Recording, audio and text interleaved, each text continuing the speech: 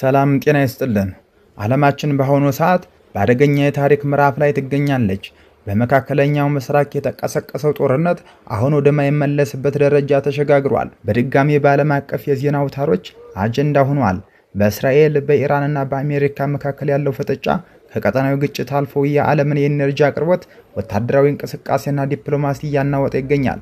ግጭቱ ይበልጥ ያገረሸው እስራኤል የኢራንን የሳውዝ ፓርክ የጋዝ ተቋም ከመታች በኋላ ኢራን በዓለም ላይ እጅግ ወሳኝ በሆነው የኳተር ራስ ላፋን የኃይል ማዕከል ላይ ያጸፋ እርምጃ በመውሰዷ ነው። ኢራን በባህረ ሰላጤው ኃይል መሰረተ ልማቶች ላይ ተከታታይ ጥቃቶችን ሰንዝራለች።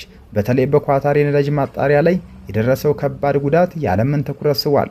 የኢራን የውጭ ጉዳይ ሚኒስትር አባስ አራግቺ ይህ ጥቃት የኃይላችን ጥቂት እጅ ብቻ ነው በማለት የኢራን ተቋማት በድጋሚ ከተመቱ ምንም አይነት ትዕግስት አናሳይም ሲሉ ዝተዋል። ለዚህ ምላሽ ይሆን ዘንድ የአሜሪካ ጦር በኢራን ድሮኖች፣ የባህር ኃይል ንብረቶችና በሚሳኤል ማስወንጨፊያዎች ላይ ጥቃቱን አጠንክራለች። ኤ10 ዋርቶግስ አፓቺ ሄሊኮፕተሮችና ቢ52 ቦምብ ጣዮች በንቃት ተሰማርተዋል።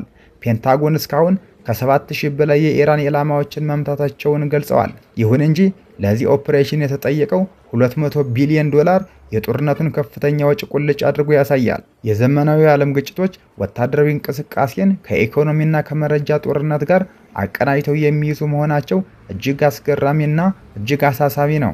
ፕሬዝዳንት ትራምፕ ከኔቶ አጋሮች ጋር ፍጥጫ ውስጥ ገብተዋል። እርዳታቸው አያስፈልግንም ማለታቸው አሜሪካ በዚህ ጦርነት ውስጥ ብቻዋን መቆሟን ያሳያል። የአውሮፓ ሀገራት ፈረንሳይና ጀርመን በሆርሙዝ ወንዝ ላይ እጃቸውን አንሰጥም ማለታቸው ትራምፕን ወደ ጽንፈኛ እርምጃ እየገፋፋቸው ነው። የብሪታንያው ጠቅላይ ሚኒስትር ኬይር ስታርመር የኢራንን ጥቃት ቢያወግዙም ጦርነቱ ግን ቀጠናውን ወደ ታላቅ ቀውስ እየመራው መሆኑን አስጠንቅቀዋል። እንደ ባለሙያ ሁኔታውን ስንገመግመው ጦርነቱ ወደ 3ኛው ሳምንት መሸጋገሩና ኢራን አሁንም የአጸፋ እርምጃ መውሰድ መቻሏ ትልቅ ወታደራዊ ስኬት ነው። ወደፊት የምንጠብቃቸው 3 ዋና ዋና ነገሮች፣ በመጀመሪያ የአየር ጦርነቱ መፋፋም ነው። አሜሪካ ቢ52 ቦምብ ጣዮችን በመጠቀም የኢራንን ቁልፍ ቦታዎች ለማውደም ከባድ ድብደባ ልትጀምር ትችላለች። በሁለተኛ ደረጃ የኢኮኖሚ ውድቀት ነው።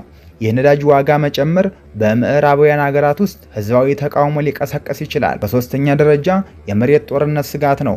ትራምፕ የምድር ጦር አንልክም ቢሉም የአየር ድብደባ ውጤታማ ካልሆነ ግን ሁኔታው ተገዶ ወደ መሬት ጦርነት ሊያመራ ይችላል። በአጠቃላይ የቢ52 ቦምብ ጣዮች ጉዞና የኢራን ምንም ትዕግስት አናሳይም የሚል ዛቻ ዓለምን ለከፋ አደጋ አጋልጦታል። ሁኔታው ወዴት ያመራል? ትራምፕ ጦርነቱን በድል ሊወጡ ይሆን ወይስ ኢራን አሁንም የዓለምን የኃይል ሚዛን እየቀየረች ትቀጥላለች? አብረን የምናየው ይሆናል። ስለተከታተላችሁ እናመሰግናለን። ቻናላችንን ሳብስክራይብ በማድረግ ይከታተሉን። ጤና ይስጥልን።